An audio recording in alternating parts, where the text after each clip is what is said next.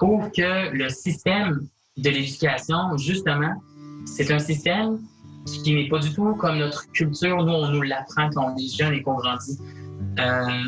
Et c'est difficile de se voir, de se projeter dans un système postsecondaire comme il est actuellement. Je t'avouerais que je me sentais pas à ma place. Et quand je regardais les cursus scolaires, ça ne cliquait pas avec Première Nation. Surtout que les profs non plus ne savent pas c'est quoi être autochtone, ne savent pas c'est quoi l'identité autochtone. Donc, c'est assez difficile là, à ce niveau-là. Et quand la crise d'Oka est survenue, je débutais le cégep.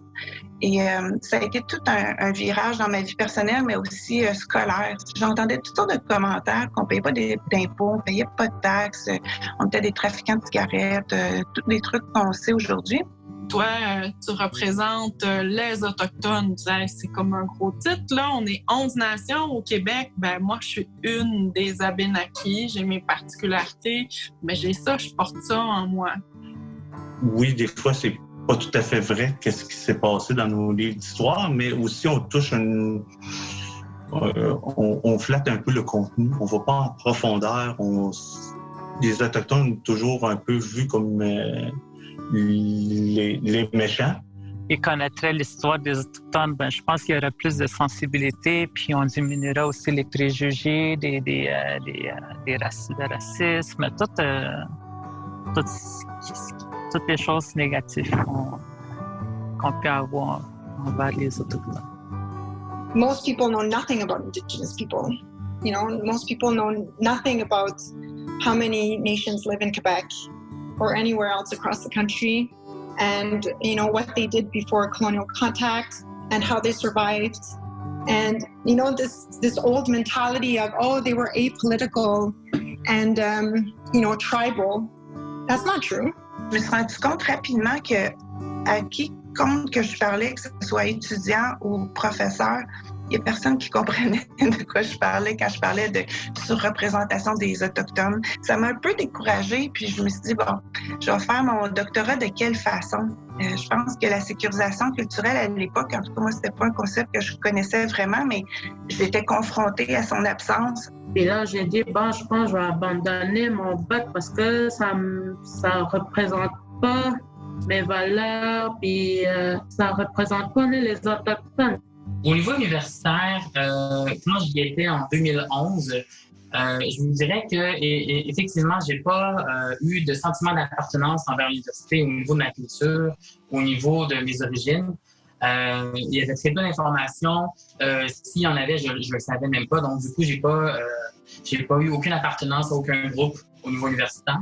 Donc, ce qui a créé un peu un isolement au niveau de mes racines, de mon origine, que j'ai pas voulu mettre de l'avant. When I talked about, I had this conversation with my son a few weeks ago, where there is the acknowledging the past, right? That's a very important aspect in finding out where you're going. Otherwise, you know, if you don't know where you're coming from, you'll have no idea where you're going next.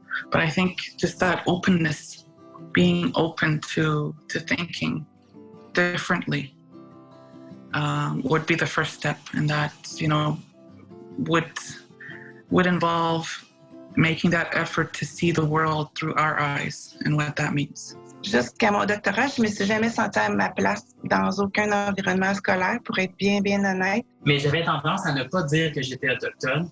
Je ne montrais pas mon identité en tant que telle par peur de préjugés.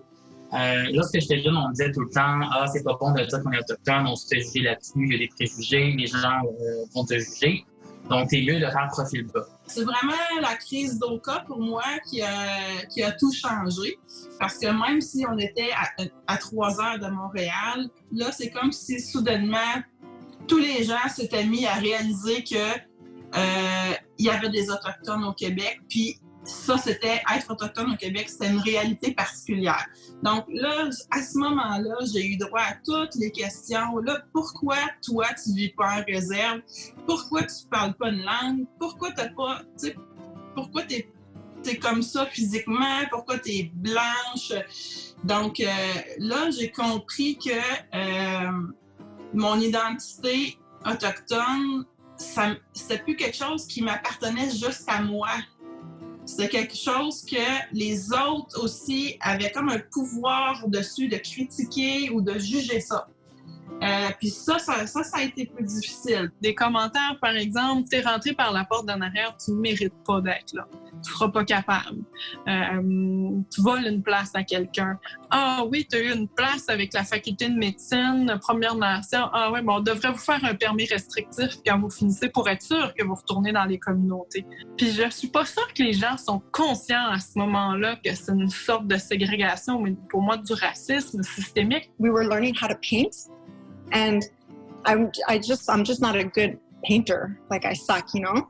And she was like, oh, it's not your fault. It's because traditionally Indigenous people can only see in 2 dimensions. And I remember being like, what? What is she talking about? Comments like that, you know? There's a lot of stereotypes about Indigenous people when it comes to like, oh, we're alcoholics, or we're always in jail, or we're addicted to drugs. And it's like, you need to realize that that's not all of us. And if someone is battling addictions, you need to look behind the reason why. And usually it has to do with because of generational trauma that's been following generations and generations because of what's happened in the past. La plupart des préjugés ou stéréotypes que j'ai entendus en milieu universitaire, à tout le moins, c'était vraiment, ça prenait des étudiants. Puis c'était sans méchanceté, souvent c'était une méconnaissance, mais j'en reviens pas comment que à cet âge-là, dans la société québécoise d'aujourd'hui, ils savent rien, c'est incroyable, puis ils s'attendent quasiment que j'arrive avec des plumes. Ou encore des commentaires qui me disaient, bon, mais si tu es autochtone, ton père doit être alcoolique, il y avait vraiment des stigmas qui étaient très puissants. J'aurais aimé ça à quelque part qu'il y ait un enseignant, qu'il y ait un intervenant, quelqu'un pour défaire ça. En fait, d'ouvrir avec l'autre la peine que moi, ça me pouvait me faire. Sans dire de refaire l'histoire parce qu'elle est un peu partout, cette histoire-là, et c'est un effort collectif pour la défaire. Il y a des bonnes choses qui se font dans les communautés, puis ça, le monde ne le voit pas, puis ne sache pas, ne le sait pas, ou se ferme les yeux. Souvent, c'est des gens qui n'ont jamais été en communauté ou qui ont connu une personne comme ça, puis ils pensent qu'on est tous comme ça. On associe tout le temps les autochtones dans le même rang que les consommatrices ou les personnes ayant des problèmes de santé mentale. Moi, j'étais assis avec d'autres étudiants, mais allochtones. Puis parler des préjugés, mais il y avait un manque de connaissances, un manque de sensibilisation. Il y en a une, par exemple, il disait, bon, moi, tant que je ne comprendrai pas pourquoi les autochtones ont des privilèges. J'appelais ça des privilèges. I noticed that non-Indigenous people really like to talk about who is an ally for who. This is a very big thing, you know? So the minute you talk about Indigenous issues, it's like, oh yeah, did you know that the Mohawks were allies for the French? What? No, they were allies for the English. Did you know that they fought with themselves as well? Like, it's always about who is an ally for whom. And I think, reflecting on this, I think it's just because this is what people learn in high school. How is reconciliation supposed to happen when these are the only things that are acceptable to talk about in the academic setting? You know, I see this in professors who are doctors and who are teaching at the graduate level. Responding to racism, there's really one thing you can do, and that is to take action. Because for me, I don't care if you write an apology, I don't care if, I don't know, because a lot of people talk and apologize, but words mean nothing if you don't take action.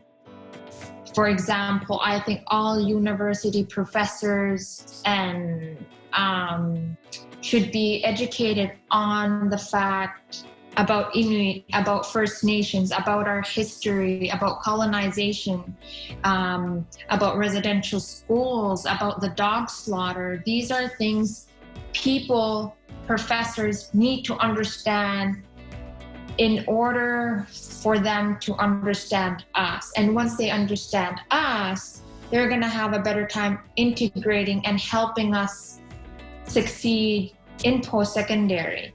Like every single class at the graduate level, whether it be economics or geography or history or political science or anything really, social injustice, globalization. Any class that has anything to do with those topics should have at least 1 week's reading, readings for 1 week, and one entire class only dedicated to the history of colonialism in Canada and cultural genocide and the contemporary issues that Indigenous people face today. Every single class. That's réconciliation. Qu'est-ce qu'être une Première Nation en 2020? Je pense qu'on a ce rôle-là, tout le monde, d'avoir de l'ouverture sur c'est quoi la définition d'être une Première Nation. C'est qu'on parle de la culture autochtone, qu'on parle des valeurs qui étaient là, de la contribution, des traditions, pour voir en fait, OK, oui, il y a 400 ans, voici comment on vivait, c'est une chose, mais maintenant, qu'est-ce qui reste de ça et qu'est-ce qu'on fait avec ça? Qu'est-ce que les institutions scolaires ont à faire? Leur responsabilité, à mon avis, c'est d'aller chercher des ressources pour que ça puisse donner de façon courante ce genre de conférence-là. C'est 1 heure. Je l'ai fait en temps de pandémie à 4 écoles en même temps en Zoom. Ça a pris 1 heure. Donc, tu sais, pour moi, là, il n'y en a pas d'excuse. Aujourd'hui, on doit inclure ça. Il devrait même quasiment être imputable, à mon avis. Là. Je pense que ça devrait être aussi basique qu'avoir un cours de français, pour moi. If you are a non-Indigenous teacher working within education, I think you need to understand the background about Indigenous peoples and the history to better understand how that's all affected us today, because it still does. It still affects my family members. And I think it'll also help people erase the stereotypes that they hear about us too, which will then help us succeed in making it to post-secondary. It's the better understanding and erasing those stereotypes that we hear every day within the media and stuff that will lead us to better success within post-secondary as Indigenous students. Mais l'espace physique, qu'on le voit de cette façon-là, comme à l'UQAC, on a un beau tipi à l'entrée. J'ai vu l'UQAC aussi, c'est très beau leur pavillon. Moi, je trouve que ça a lieu d'être, dans le sens que on nous a tellement tassé de l'espace public depuis 153 ans qu'on nous fasse une petite place dans chaque université. Là, moi, là, je suis vraiment favorable avec ça. Maintenant, est-ce que le fait qu'il va y avoir des capteurs de rêve ou des arts autochtones qui sont affichés sur les murs et tout ça va faire en sorte qu'on va avoir une adaptation meilleure de notre éducation? Je pense pas. Réconciliation.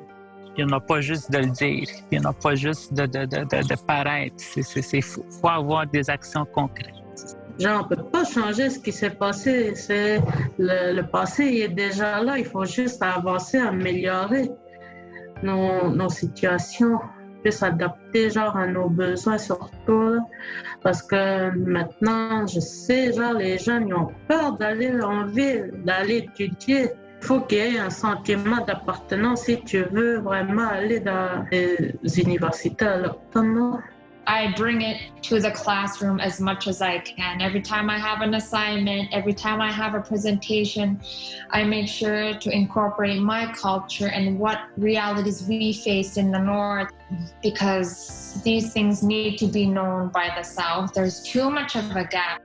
De nous sauver, tu sais, sauvons les petits Indiens, là, tu sais, c'est encore colonialiste comme mentalité, fait que ce serait comme qui comprennent l'histoire, les enjeux, puis qui nous écoutent, qui écoutent, qu'est-ce qu'on a vraiment besoin.